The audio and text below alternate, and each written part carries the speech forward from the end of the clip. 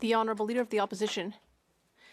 Mr. Speaker, the Conservatives would have liked to work hard in Parliament today to do something about real estate inflation that has doubled costs over 9 years of this Liberal government, or food inflation, which is 36% higher than in the United States.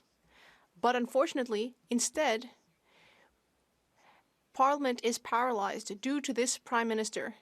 He paralyzed this House by blocking the documents that we ordered to be sent to the RCMP about a $400 million scandal. What exactly is this Prime Minister hiding?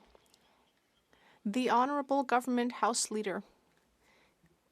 Thank you, Mr. Speaker. What the Leader of the Opposition said is completely false. Let me read what the RCMP said about this motion.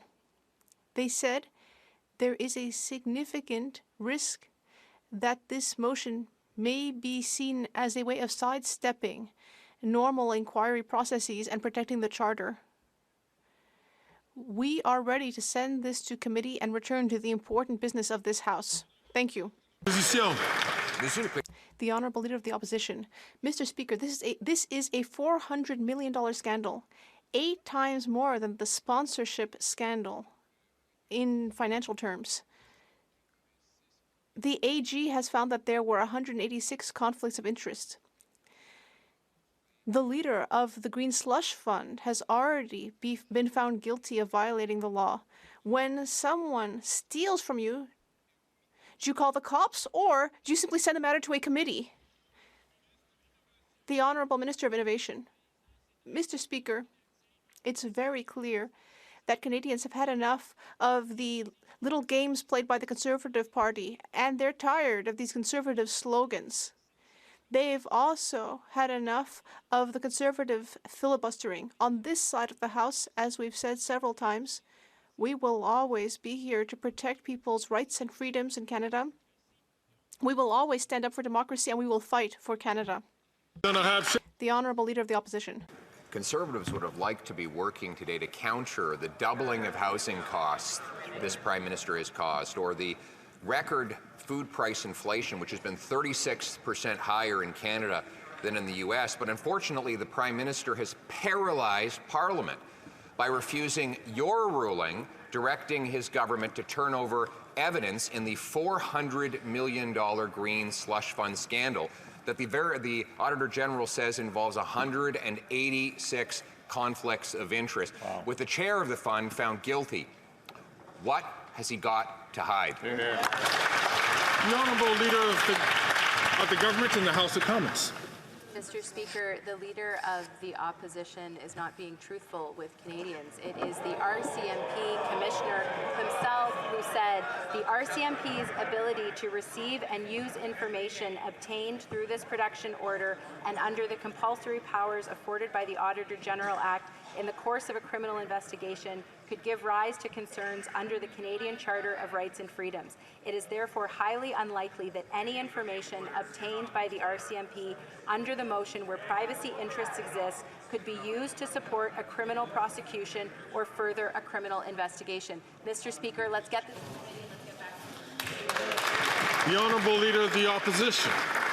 This is a $400 million scandal involving Liberal appointees giving millions of dollars to their own companies, and the minister's story is now changing. Last week, she claimed that the government had given documents to the RCMP. This week, they claim that if they gave documents to the RCMP, it would cause the Charter of Rights to come crashing down. It sounds like there's a new story every week to justify paralyzing Parliament to cover up the truth. What is in these documents about this $400 million scandal that the Prime Minister is so afraid of? The Honourable Leader of the Government in the House of Commons. Speaker, this is a typical witch hunt from the Leader of the Opposition to go after people who have nothing to do with this. These are files such as personnel files that contain private information of individuals who have nothing to do with what is going on. Mr. Speaker, it is the RCMP and the Auditor General themselves who raise concerns with this motion, and it is the government's view that we should send this to committee so that we can get on with the important work of this House and protect the rights of Canadians. The Honourable Leader of the Opposition. A witch hunt. The Ethics Commissioner appointed by this government has found the chair of the fund in violation of the law. The Auditor General, also appointed by this government, says there were 186 conflicts of interest involving Liberal appointees giving millions of dollars to their own companies. $400 million. Potential criminality, according to the main whistleblower in the scandal. Any other employer would voluntarily turn over all the evidence to the police if it had been ripped off by its own staff. What is the Prime Minister hiding? The Honourable Leader of the Government in the House of Commons. Mr. Speaker, if and when the police request that information, it will obviously be handed over because that is proper judicial process. But when it is Parliament that is doing it, this is where Canadians should be concerned, Mr. Speaker, because when he is going after the rights of other Canadians, it's only a matter of time before his political vendettas come after the rights of all Canadians. Mr. Speaker. L'honorable député de Belleuil-Chambly. The Honourable Member for Belleuil-Chambly. Mr. Speaker, just to be clear here, the Bloc Québécois tabled Bill C-282 to exempt supply management from any future trade negotiations. All parties in this House have at different times supported that bill, which is now in the Senate. Now, I'd like to be very clear. The government has executive power based on its democratic election. Does this government still agree that supply management should be exempted from all further trade negotiations in future? The Honourable Minister of Agriculture and Agri-Food. Mr. Speaker, and being a dairy farmer for a large portion of my life, I fully understand and appreciate the value of the supply management program, Mr. Speaker. Our government fully supports Bill C-282 and urges the other place to move on this legislation as quickly as possible. Thank you, Mr. Speaker. L'honorable député de Belleuil-Chambly. The Honourable Member. Let me further clarify, Mr. Speaker. There are two senators, neither of them elected. They're not saying that they're not sure. They're saying very clearly that supply management should be up for grabs in future trade negotiations. It should not be excluded from them. They are saying the opposite of what the government is saying. By not imposing its will on two non-elected senators, is this government turning its backs on agricultural producers in Quebec and Canada? The Honourable Minister of National Revenue. Thank you, Mr. Speaker. Well, my colleagues should not come to me to say that our government is turning its backs on dairy producers. We have always been there for dairy producers from the very beginning, and we will continue to stand up for them. Mr. Speaker, we decided to appoint independent senators. And once again, I think the Bloc Québécois should be able to understand this concept.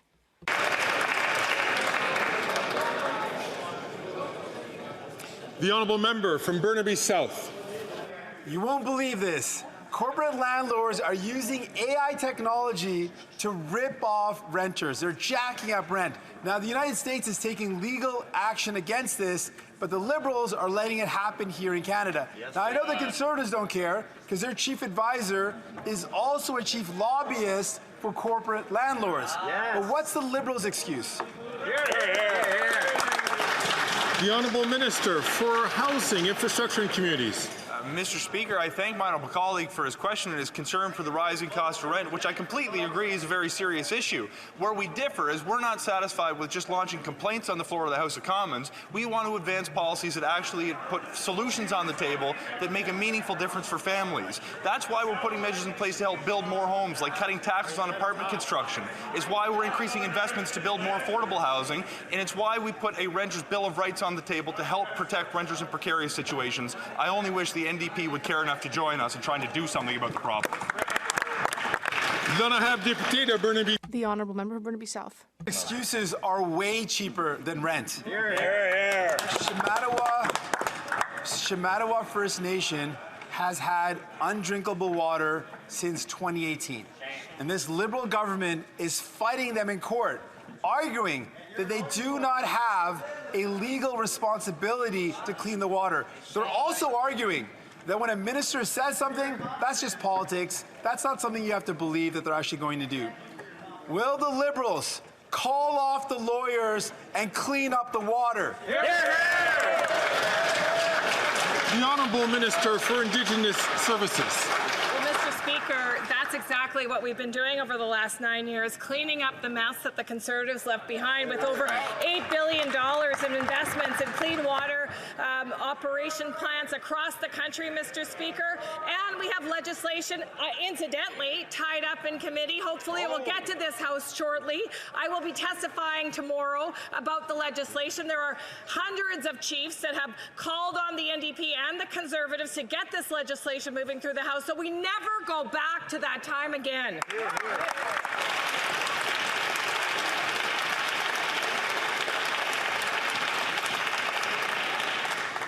The honourable member from New Westminster Burnaby knows what I'm about to say, so I'm going to ask him to please not take the mic unless recognised.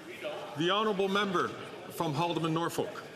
After 9 years of the NDP Liberals, taxes are up, costs are up, crime is up, and now time is up. Mr. Speaker, you ruled that the government has violated the House order to turn over evidence to the RCMP related to the $400 million Green Slush Fund scandal. Yet, the Liberal government continues to obstruct justice by refusing to turn over these documents. When will they end this cover-up and let the House focus on solving the housing, food, and inflation crisis that they created? The Honourable Leader of the Government in the House of Commons. Thank you, Mr. Speaker. What the member opposite is saying is absolutely false. It is the Conservatives who are filibustering their own motion in this House, because it is the RCMP and the Auditor General who have both raised their extreme discomfort with the motion that the Conservatives have put forward. If the Conservatives want to get back to work, we are ready to send this to committee to make sure that we can talk about the issues that matter to Canadians. That's what Liberals are here to do. We don't understand why Conservatives don't want to do that. Thank you, Mr. Speaker. The honourable member from Haldimand, Norfolk. The truth is, it is the Liberal government that is obstructing justice and holding Parliament in contempt by refusing to hand over documents to the RCMP. Now we know why. The Auditor General has found that the Liberal-appointed board members gave nearly $400 million to their own companies. This is happening at a time when Canadians can barely afford food to eat and poverty diseases like scurvy have resurfaced in this country. Will the NDP Liberals take accountability and just hand over those documents to the Canadians? The Honourable Minister of Justice and Attorney General. Mr. Speaker, 3 times in this question period I've heard the Conservatives talking about obstructing justice. Let's just talk about how justice works in this country.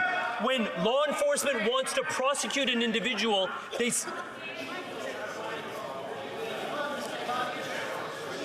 Colleagues,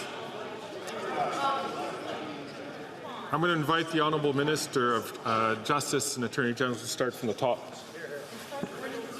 Mr. Speaker, 3 times in this question period so far, I've heard Conservatives talk about obstructing justice. Let's talk about how justice actually operates in a democracy.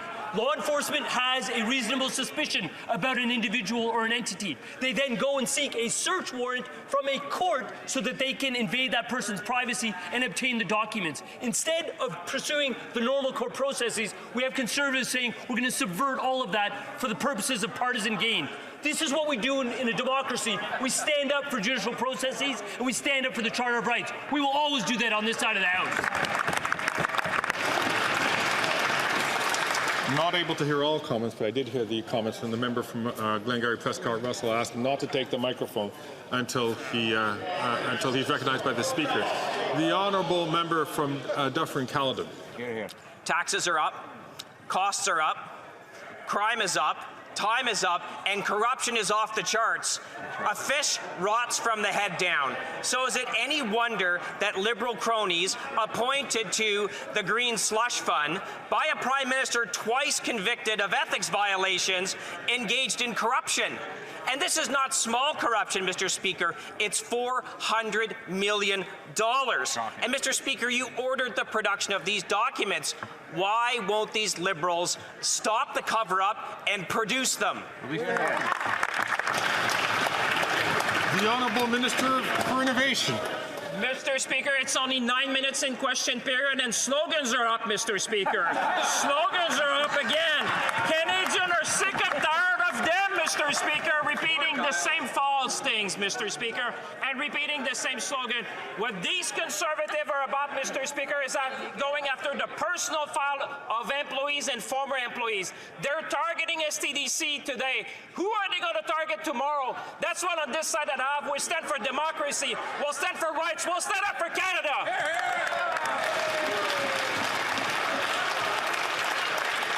The honourable member from Dufferin-Caledon. It's pretty simple who we're targeting, Mr. Speaker. We're targeting corruption, corruption that they enabled, corruption that they're hiding, and corruption that they refuse to produce the documents for.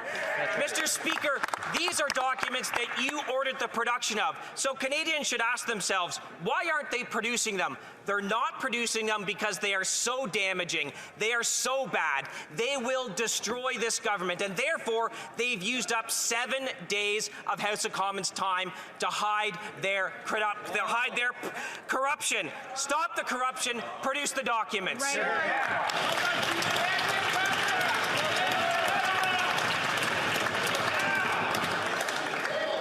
Colleagues, the Honourable Leader of the Government in the House of Commons. Speaker, again, the Conservatives are saying things that are false. The only party that has been putting up speakers for the past week are the Conservatives. So they are the ones that are filibustering their own motion. But let's talk about why they might be filibustering that motion. Rob Walsh, the former law clerk, said, in my humble opinion, it is an abuse of its powers for the House to use its power to demand a... Chers colleagues, it is so important for us to allow one speaker to speak at a time because we have a very large place here with many members. It's difficult for those who require the use of their earphones to be able to hear the interpretation. So the Honourable Leader of the Government, I'm going to ask her to repeat her answer again because I know that I've got some hand signals from members who were not able to hear that answer. The Honourable Leader of the Government in the House of Commons. Thank you, Mr. Speaker. And I notice the volume gets up when they don't want to hear the truth. So let's go back to that. The only members of Parliament who have been debating this motion are Conservative members of Parliament. They are filibustering their own motion. And let me tell you why, Mr. Speaker. It might have something to do with Rob Walsh, the former law clerk, who stated, it is an abuse of its powers for the House to use its power to demand and get documents from the government in order to transfer them to a third party that wouldn't otherwise receive them, or to compel the government to give documents to the third party. They want to get around the Charter of Rights and Freedoms. They're going after Canadians. Who's next? L'honorable député de Charlebourg-Haute. The Honourable Member for Charlebourg-Saint-Charles. Mr. Speaker, in La Presse this morning, we saw that Myriam Bandoui, 15 years old, was killed by a stray bullet. Thomas Trudel, 16, also died due to a shooting. A 14-year-old lost their life while trying to set a fire in Beauce, and a French tourist and her 7-year-old daughter were visiting Montreal and died in an arson attack. The Minister of Justice has blamed the government of Quebec for this, but the Liberal government is responsible for all this violence. When will they finally trigger an election so we can fix this? The Honourable Minister of Public Safety. Mr. Speaker, my colleague knows very well that we are working with the provinces in order to do something about exactly this type of violence. We are constantly speaking with police forces, with provincial public safety ministers, and we will continue to provide the necessary resources to our police forces. Something that the Conservatives did not do. They cut funding to the CPSA and RCMP. The Honourable Member. Well, this morning, Montreal's Chief of Police said in an interview that in order to do something about crime in Montreal, he needs the right laws and regulations in place. But for 9 years, the Liberal government has only been bringing in legislation that actually weakened our ability to address crime. Today, criminals are just running around in the streets unafraid of police forces or the justice system. Will this Prime Minister bring the legislation back to how it was under the Conservatives, Mr. Speaker? The Honourable Minister of Justice and Attorney General. On this side of the House, we have invested in our borders, we have invested in our police forces, and we have invested in increasing penalties for things like auto crime. We know that if there are issues that have to do with provincial jurisdiction, we need to ask questions to governments like the Legault government. We need to ask them about how the staffing levels are at their detention centers. We need to ask them about the details of their police services. It's this type of thing that we need to fix the problem. The Honourable Member for Belleuil-Chambly. Mr. Speaker, the Minister said to me that I should not in any way say that she's turning her back on producers, but I think this government is turning its back on producers. They don't seem to care about these 6,000 businesses in Quebec or 100,000 jobs. They don't seem to care at all. Time is up. And all they're actually doing is providing us with excellent arguments for Quebec independence.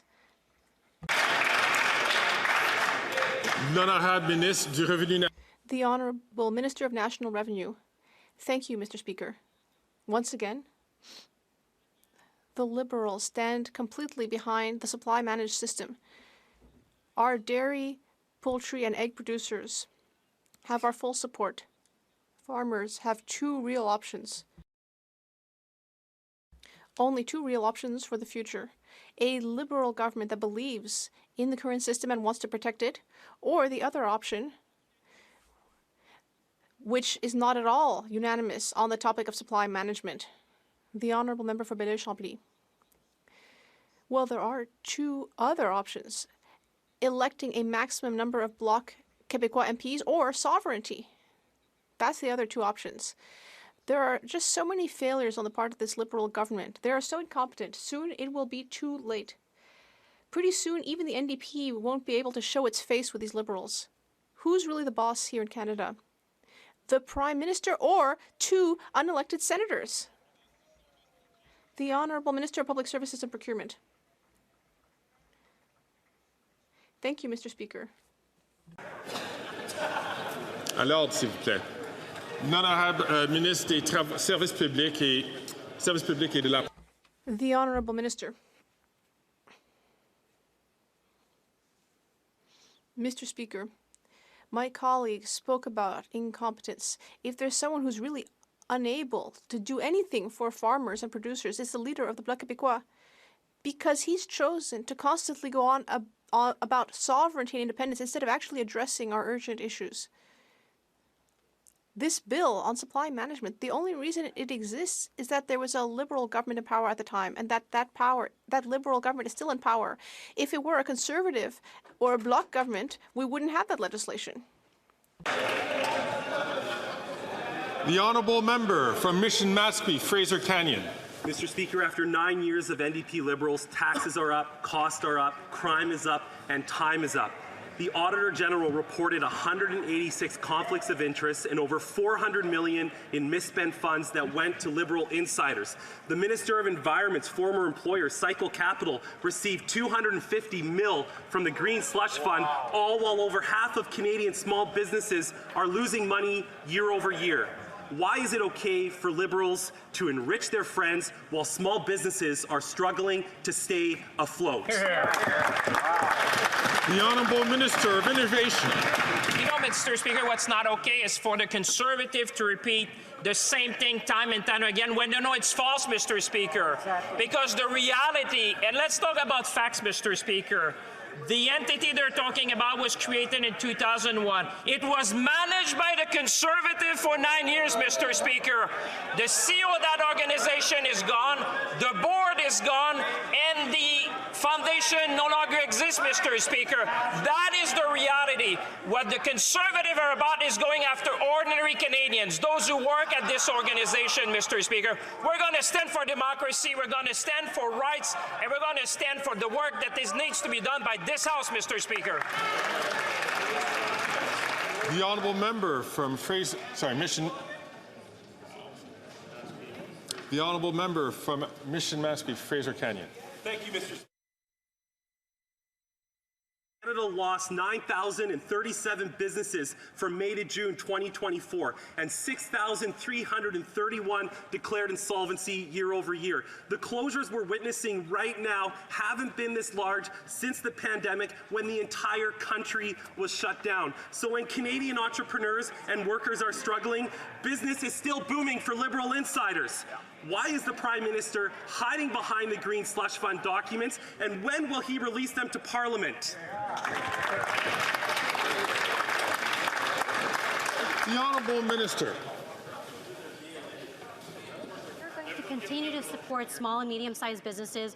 We are empowering entrepreneurs. We're increasing the lifetime capital gains exemption. We're investing in Canadian startups. We're boosting government procurement for small and medium-sized businesses and supporting Indigenous entrepreneurs as well. And Mr. Speaker, it gives me the opportunity to also announce here that we've negotiated agreements with both MasterCard and Visa to lower those interchange fees by up to 27%, which takes place as of October 19th of this month. We'll continue to support small businesses, Mr. Speaker. Thank you so much. The Honourable Member from Perth Wellington. After 9 years of these NDP Liberals, taxes are up, costs are up, crime is up, and time is up. Mr. Speaker, you yourself ruled that this government violated an order of this House to turn over evidence to the police for a criminal investigation into the latest Liberal scandal. The government's refusal to accept your ruling has paralyzed Parliament, pushing aside our work to address the doubling of housing costs, food inflation, crime, and chaos. Will the minister end the cover-up, give the proof to the RCMP so we can get Parliament working again for all Canadians? The Honourable Leader of the Government in the House of Commons. Mr. Speaker, what the members opposite are saying is not true. Your ruling was very clear. Because of the unprecedented nature of that motion, it should go to the Procedure and House Affairs Committee for study. The RCMP and the Auditor General raised their extreme discomfort with the Conservative motion. Canadians should be concerned because the Conservatives are going after whoever they hold a political grudge against, and this could be them next. Thank you, Mr. Speaker. The Honourable Member for Montmagny, Lillet, Kamouraska, Rivière-du-Loup. Mr. Speaker, this is a $400 million scandal. That's the amount of taxpayer money that has ended up in the pockets of Liberal buddies. Meanwhile, Canadians are facing food insecurity, crime, and skyrocketing housing costs. And instead, this Liberal corruption is blocking our parliamentary work. It is completely paralyzed due to this Liberal government's corruption and financial mismanagement. Will this government finally provide the documents so that we can get back to work? The Honourable Minister of Public Services and Procurement. Thank you, Mr. Speaker.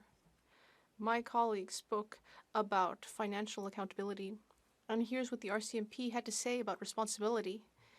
He said that the RCMP is an arm's length organization, and that he completely supports the independence of police forces in a democratic society, which means that this House and government cannot direct police operations. Can anything be clearer than that? Do the Conservatives need a briefing with a leader of the RCMP? It should be clear enough, in my opinion. The honourable member from Edmonton, Griesbach. This week, the honourable chiefs from the Prince Albert Grand Council are in Ottawa fighting for their people. In their communities, overcrowding and poor quality housing is leading to mental, physical, and social crisis. Tuberculosis, a disease that has run rampant during residential school time, is on the rise again in Indigenous communities. Children are dying. Why has the government continued the decades-old Liberal and Conservative tradition of refusing to provide the needed funding to end this cycle? The Honourable Minister for Indigenous Relations Services. Speaker, every step of the way over the past 9 years, this government has worked with First Nations leaders, Indigenous leaders across the country to restore rights and to restore self-determination and to restore funding, Mr. Speaker, that was under heavy attack from the Conservative Party of Canada. We have so much more to do together, including on working on mental health, which this government continues to support First Nations-led solutions for. We're going to continue this hard work with partners exactly like the ones that are here today. The honourable member from Nanaimo Ladysmith. Mr. Speaker, the Liberals' misguided one-size-fits-none return-to-office mandate is hurting workers and Canadians trying to access vital public services. This rushed mandate was done without due consultation, unfairly impacting dedicated workers. Is this the Liberals' method of natural attrition or an underhanded attack on skilled public servants? We know Conservatives sure don't have workers' backs, but will the Liberals repeal this unfair mandate? The Honourable President of the Treasury Board and Minister for Transport. Mr. Speaker, my honourable colleague is exactly right. Conservatives do not have workers back, unlike this side of the House. Yes. Our top priority is to deliver quality programs and services to Canadians. We are committed to ensuring that our public servants are supported through this change to the directive on hybrid work. It's our expectation that departments work with their union management committees during the implementation phases that are before us. The clerk and the department heads will continue to monitor and work with the unions and the public service. Thank you. The honourable member from Winnipeg South Centre. Mr. Speaker, recently I stood alongside the Premier of Manitoba, federal colleagues and healthcare workers as we made a major investment of $630 million in the province's healthcare system. After Conservatives in Manitoba decimated healthcare over a decade of cuts and closures, this funding was desperately needed. The redevelopment of Portage Place is a generational project aimed at revitalizing the downtown core, in large part by establishing a new state-of-the-art healthcare facility. It simply does not happen without federal support. Can the Minister for Prairies outline how our government is supporting this significant redevelopment and what it means for the future of Winnipeg? Thank you, Mr. Speaker. The Honourable Minister. Thank you for that question. Mr. Speaker, big things are happening in Winnipeg's downtown. Thanks to collaboration between the three levels of government, the private sector, and Southern chiefs, we're revitalizing the core of our city to make it more livable for everyone. Despite calls by Conservative politicians to cut funding to Prairie Scan, we are making a significant federal investment in the redevelopment of Portage Place to build more homes that people can afford, to build a new healthcare center in the center of downtown and offer other public spaces. Mr. Speaker, we are walking a new path together, and Winnipeggers are proud. The honourable member from Carlton Trail, Eagle Creek.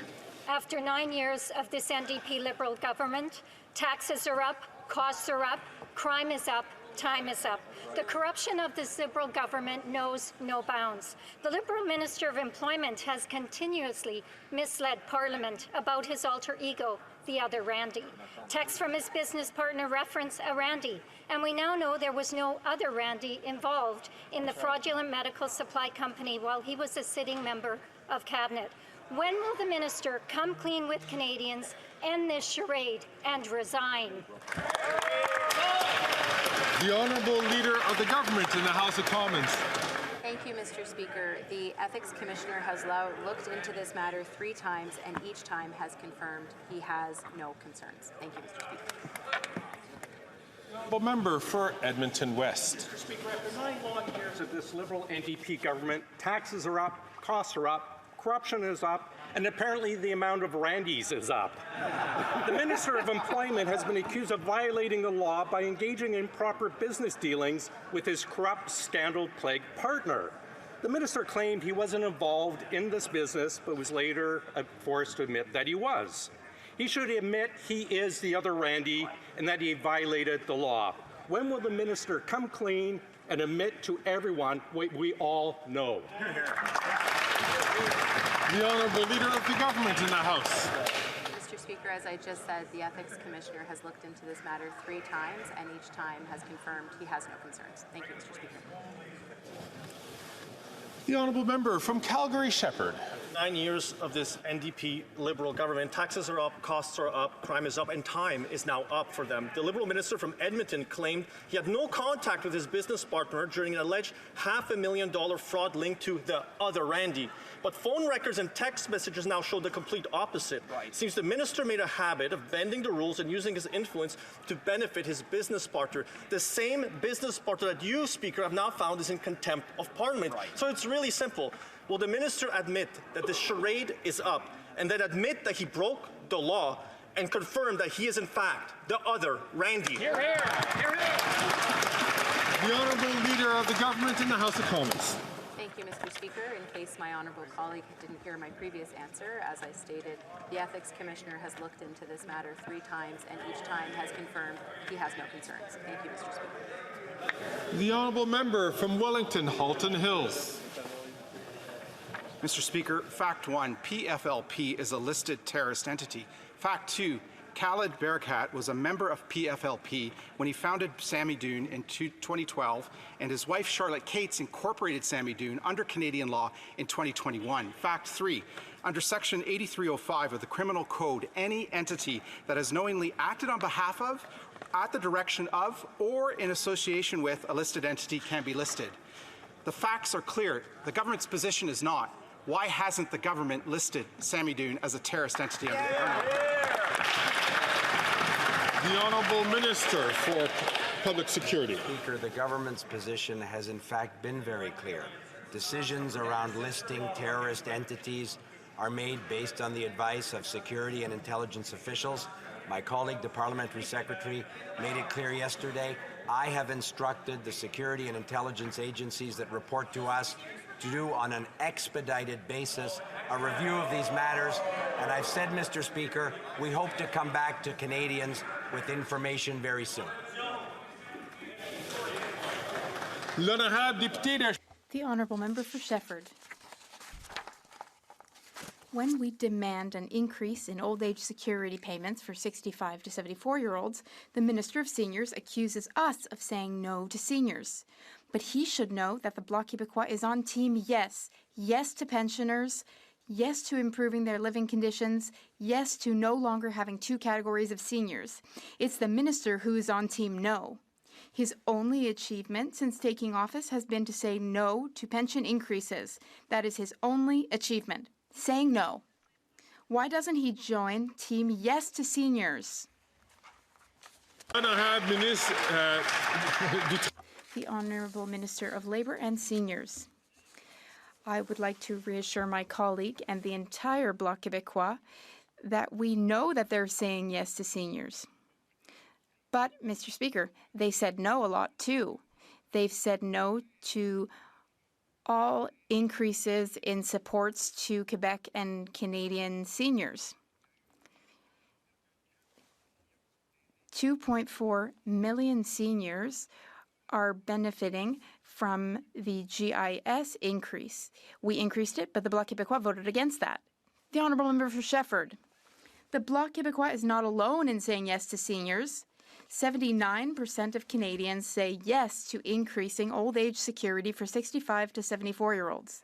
The House of Commons says yes. Seniors say yes. Seniors groups are saying yes, including the FADOC, the AQDR, and the AREC.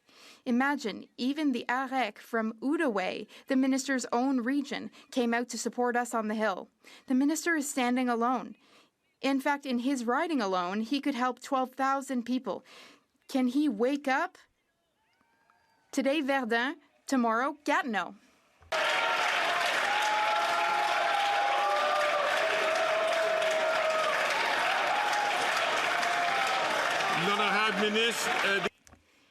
The Honourable Minister of Labour and Seniors.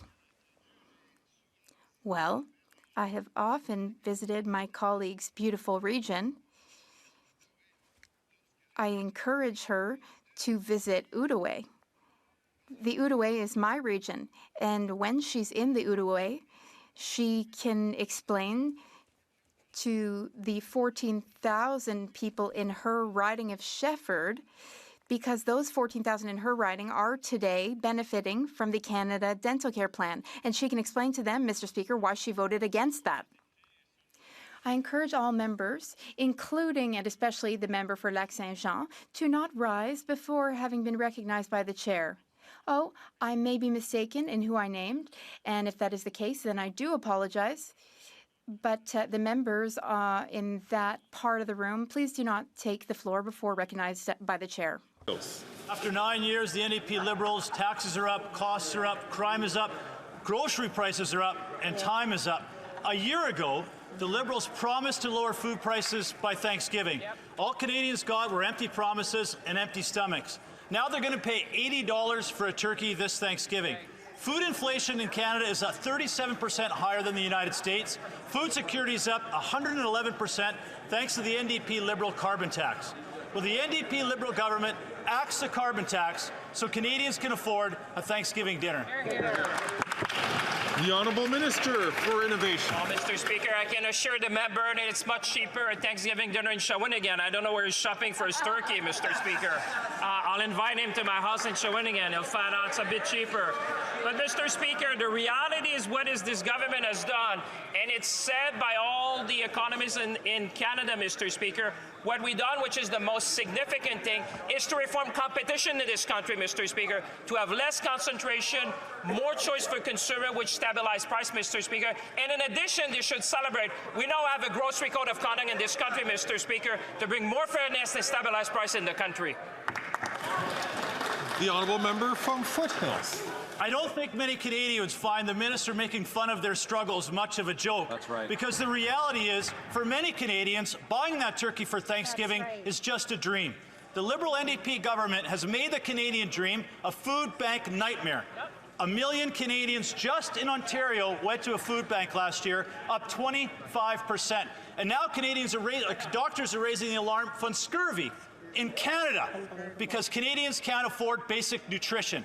Will the Liberal NDP government make the Canadian dream come true and call a carbon tax election? The Honourable Minister for Families, Children and Social Development.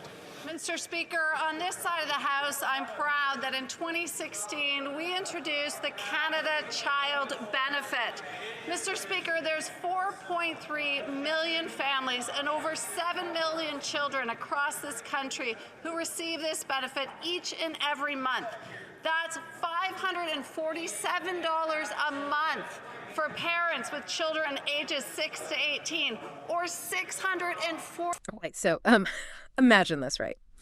A $400 million scandal, accusations of corruption going all the way to the top, and a parliament so gridlocked it can hardly, even function. Sounds like a political thriller. Right. But this is actually Canadian politics right now, and you're about to get a front row seat. Today, we are diving into the middle of, a pretty intense debate happening in Canada's parliament. And this government program, you see, it was supposed to promote green initiatives. But now everyone's saying it's corrupt. We've gone through a ton of official transcripts from the House of Commons for this one. And let me tell you, it is getting spicy in there. Yeah. It's not just some boring policy debate. This is about potential criminal activity with accusations flying left and right. I think we're on day 7 of this debate, and it just keeps going. Yeah, what I think is so interesting is that these transcripts, they aren't just a record of what was, what everyone said, right? It's you can see the emotion behind the words. You can practically feel how tense things are. Yeah. Right, totally. Okay, so let's break this down a little. The opposition is saying that this $400 million green slush fund, that's what they're calling it, is just a way to get money to companies that have ties to Liberal appointees. We're talking something like 186 conflicts of interest, at least that's what the Auditor General found, and that's raising some serious red flags. Yeah, and it's more than just the number of conflicts that's the problem, right? Yeah. It's that the person in charge of the entire fund, the chair, was actually found guilty of breaking the law. Whoa. So, yeah, I mean, that just makes everything so much more complicated. Yeah, for sure. Which leads to the question, if the guy in charge is in trouble, what else are they hiding? So the opposition wants all the documents about the fund made public. They're saying the government is refusing to hand them over to cover up, wrongdoing. And they're using this thing called a motion to release documents, which is, well, it's a parliamentary procedure. And the opposition's trying to use it to force the government's hand. But the government is pushing back hard. They're saying that these documents are protected under the Charter of Rights and Freedoms, which is like Canada's version of the Bill of Rights, and that giving them up would violate people's privacy and right to due process. Basically, they're saying the opposition is just trying to go around the law to score political points. And they are really emphasizing this due process thing. Their argument is that, if the RCMP, which is Canada's federal police force, if they ask for the documents for their investigation, they'll hand them over, no problem. Yeah. But they're saying that this demand from the opposition, well, it's just a politically motivated attack. Yeah, it's definitely a strategic move. By saying they're the ones defending due process and saying the opposition is just playing politics, they're hoping to get the public on their side, but it could backfire. If it seems like they're trying to block a real investigation, it'll look really bad. Yeah, that's a good point. Meanwhile, while the politicians are fighting over this green slush fund, everyday Canadians are dealing with their own problems. The housing market is insane. Prices have doubled in some places and food prices have gone crazy. It's actually 36% higher than in the U.S. And the opposition leader is not making it any easier. He's directly blaming the prime minister for all of it. He even said that Canadians are dealing with record food price inflation. And that's where I think people get really frustrated, right? Yeah. Because while the government is busy with this scandal, things are getting harder for a lot of Canadians. People can't afford basic necessities and they're looking to the government for solutions. Yeah.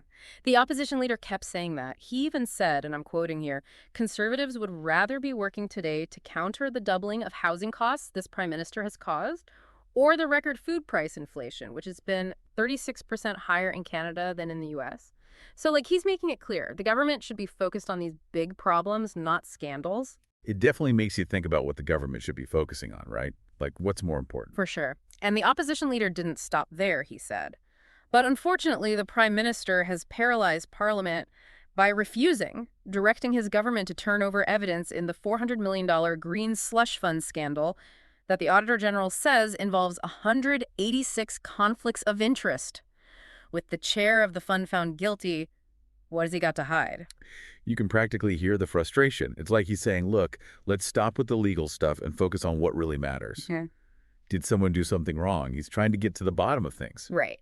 But the government is sticking to their story. They keep saying that everything's totally fine and that they're just protecting Canadians' rights. It's like they're saying, just trust us on this. And that's what makes this whole thing so interesting. It really comes down to two big ideas: the public's right to know and people's individual rights, like privacy and due process.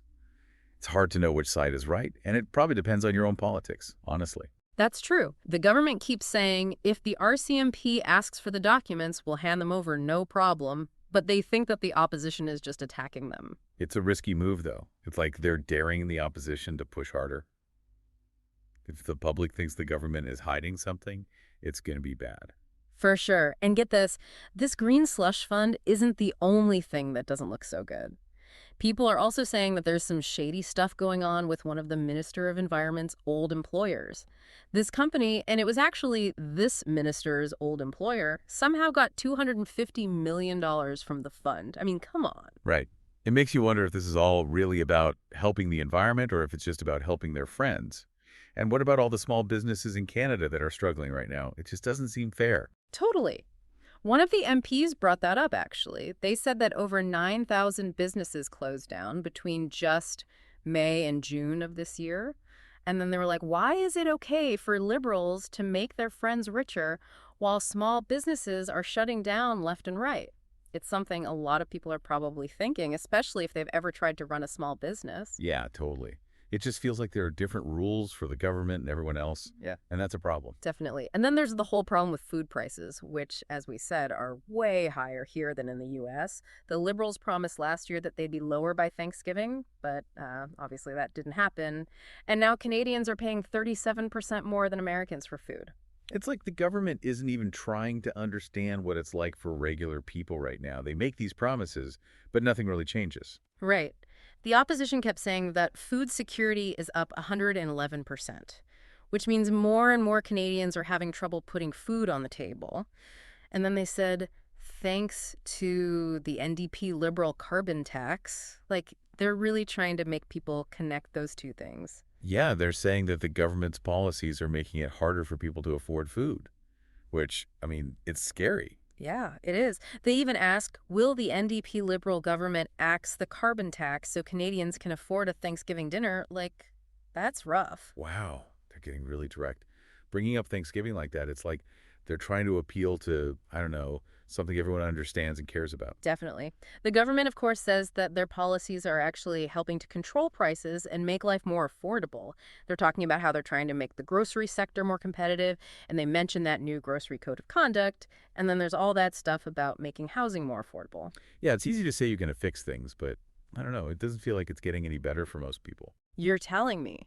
And speaking of things not getting better, let's talk about rent. That's another thing that's really stressing people out. The opposition is saying that hardly anyone can afford to buy a home anymore, especially young people, because prices are just so high.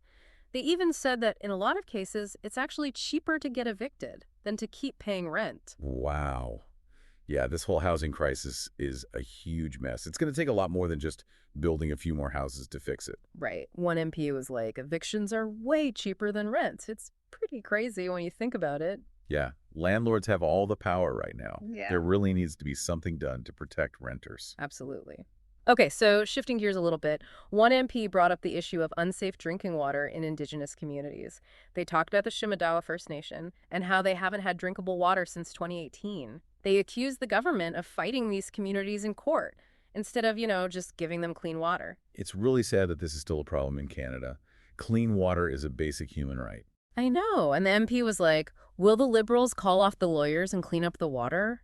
It does make you wonder why it's so hard to just fix the problem. I know. It's like they're saying all the right things about reconciliation, but are they actually doing anything? Exactly. The government said they've invested billions of dollars in clean water infrastructure and other initiatives over the past 9 years, which, okay, maybe that's true, but they also admitted there's still work to be done, and they talked about working with Indigenous communities to address the problem, so... It's like they're trying to say they're doing a good job while admitting they haven't actually fixed the problem. Yeah.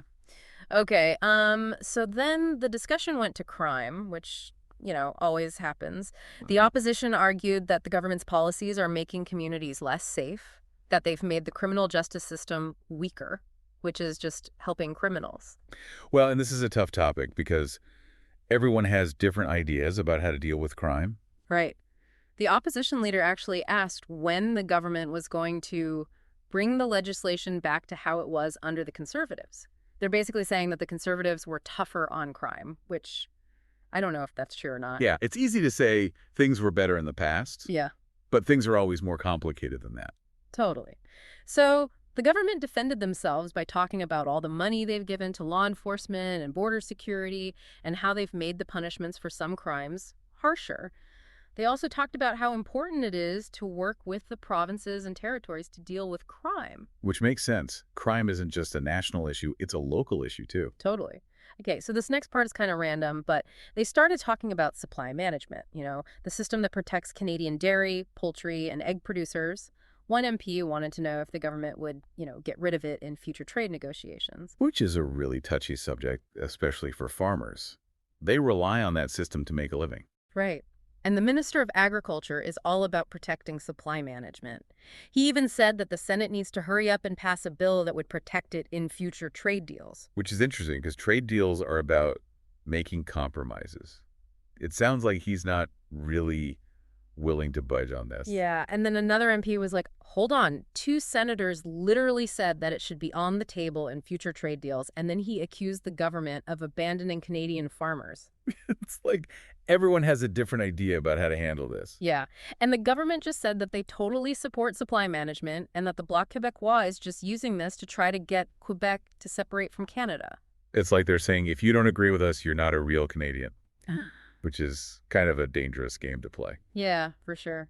This whole supply management thing just shows how complicated it is to balance everyone's interests, the farmers, the consumers, the trade deals. It's a lot. Definitely. Okay, so get this. They started talking about artificial intelligence, like out of nowhere. Really? What about it? Well, one MP said that the Minister of National Revenue is using AI to, get this, exploit renters. Wow. How? Well, they didn't give specifics, but they said it could lead to higher rents and even evictions. And then they were like, the United States is suing over this, but the Liberals are just letting it happen here. That's a serious accusation.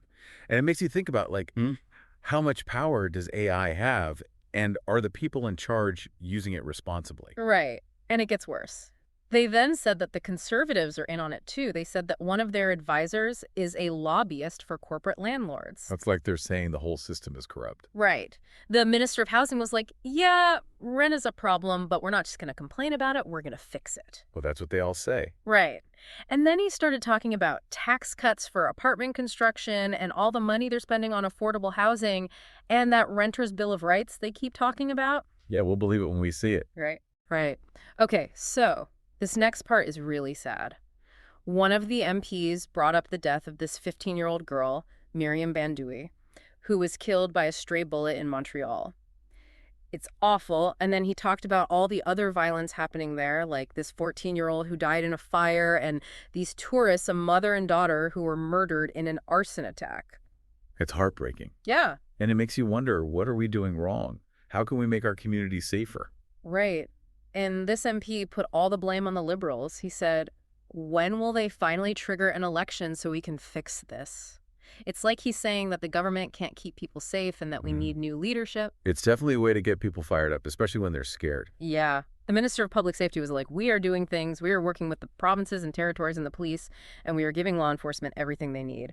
And then he kind of went after the Conservatives, saying that they cut funding to law enforcement when they were in charge. So basically more the same, just blaming each other instead of actually coming up with solutions. Exactly. The opposition said that the government's laws are actually making it harder to fight crime. They even mentioned that the Montreal chief of police said he needs tougher laws. It just goes to show that this isn't an easy problem to solve.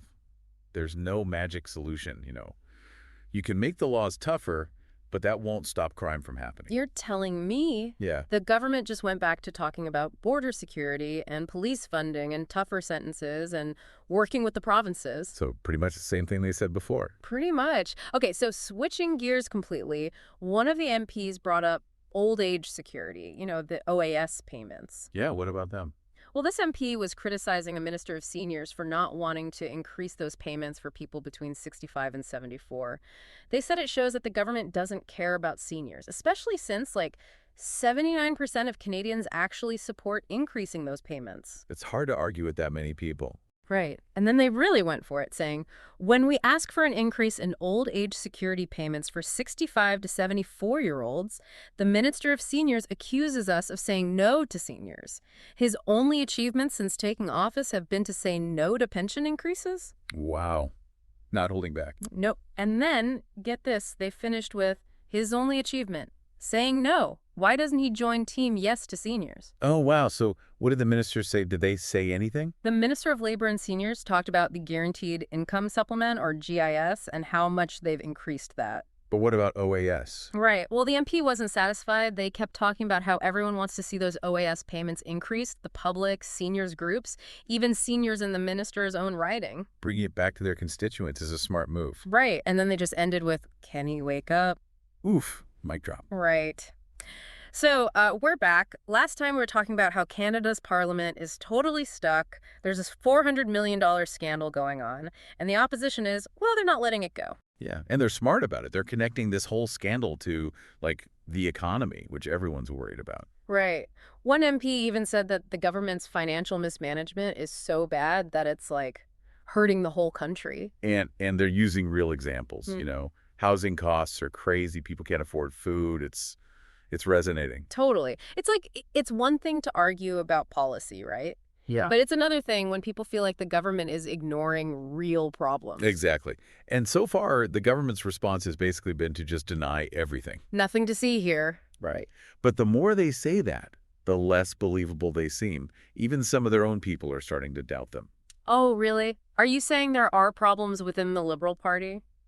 Let's just say that not everyone's happy with how this is being handled. Some people are even using the word stonewalling. They need to figure out a better strategy. Yeah, because the opposition is not letting up. They're bringing up this green slush fund every chance they get, demanding those documents. It's definitely making the government look kind of shady. And it goes beyond just politics, you know. It's about trust. People need to be able to trust their government. It's a problem everywhere these days, right? Not just Canada. People are losing faith in, like, all the big institutions. Yeah, governments, the media, everything. And when that happens, people check out. They become cynical or even worse. So what's the solution? How do we fix it? It has to start with, well, with holding people accountable, right? Yeah. If you abuse your power, there have to be consequences. I agree. Accountability, that's what we need. But is that even possible? It seems like the system protects the powerful, not the other way around. Yeah, change is hard. But we can't give up. We have to stay informed, ask questions, make our voices heard. That's right. And vote. Exactly. Speaking of which, it seems like the NDP is reaching their limit with the Liberals. They're like finally starting to distance themselves from this green slush fund mess. Well, they had to, right? It was starting to look really bad. Yeah, like they were putting power over their own values. Right, and I think they realized that they needed to save face, you know? This whole thing was hurting their credibility. So what does that mean for the Liberals? Have they finally lost control? Well, they haven't released the documents, if that's what you mean. But the NDP calling for an investigation, that's a big deal. It puts a lot of pressure on them. It's true, you know? Even in these big systems, the actions of a small group can really make a difference. For sure. We should be demanding accountability from everyone in power, no matter what party they belong to. Absolutely. Okay, so moving on to a different kind of drama, let's talk about this whole hybrid work situation. Ah, yes, the work-from-home debate.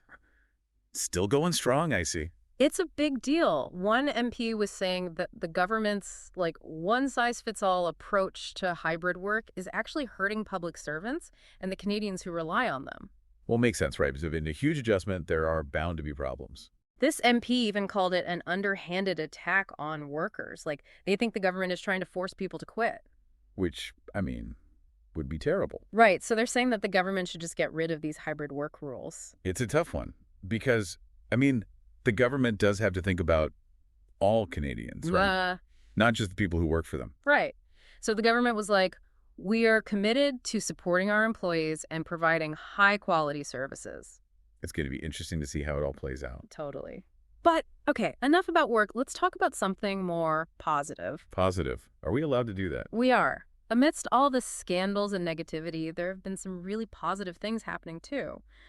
For example, there's this $630 million investment in Manitoba's healthcare system. That's fantastic, especially after all those cutbacks we've seen. I know, right? And they're going to redevelop Portage Place in Winnipeg, which is, well, it's huge. What is that? It's this big project to, like, revitalize the downtown. They're going to build this state-of-the-art healthcare facility and a bunch of other stuff. That's amazing. What a great initiative. Right. It's nice to hear some good news for a change, you know? It's a reminder that things can get better. It's true. It's important to focus on the positive sometimes, but we also can't forget about the people who are struggling. That's true.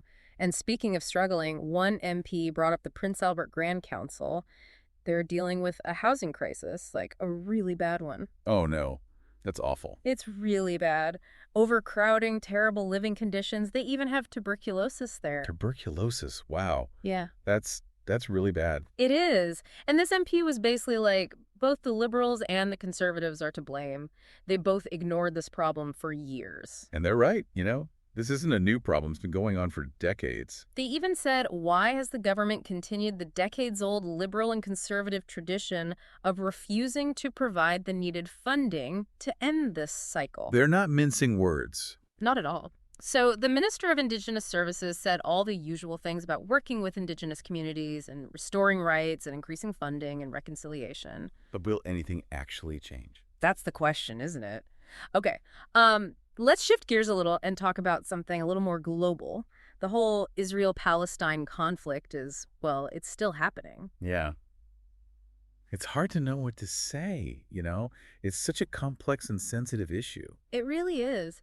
But even with everything else going on, we can't forget about the needs of Canadians, especially our seniors. You're right. They're the ones who built this country. Exactly. And a lot of them are struggling right now. One MP was really passionate about this, saying that 79% of Canadians want to see those OAS payments increased. They were like, these seniors work hard their whole lives. They deserve to retire with dignity. I mean, they're not wrong. Right. And they were really going after the Minister of Seniors, saying, when we demand an increase in old age security payments for 65 to 74-year-olds, the Minister of Seniors accuses us of saying no to seniors. His only achievements since taking office have been to say no to pension increases. Wow. That's harsh. And then they said his only achievement, saying no. Why doesn't he join Team Yes to Seniors? Team Yes to Seniors. I kind of love it. Right. So the Minister of Labor and Seniors, well, he started talking about the Guaranteed Income Supplement, the GIS, and how much they've increased it. But that's not the same thing, is it? Nope. But the minister, he kept going back to that. And then he said that the Bloc Québécois had voted against that increase to the GIS, so they're being hypocritical. Classic political move. We're not the bad guys, they are. Right. But, you know, this whole debate, it just shows how hard it is to balance everything. How do you take care of seniors without bankrupting the country? You know, it's tough. It's all about priorities, right? Yeah. What do we value as a society? Okay, so we're back for the final part of our deep dive. And you know that $400 million green slush fund?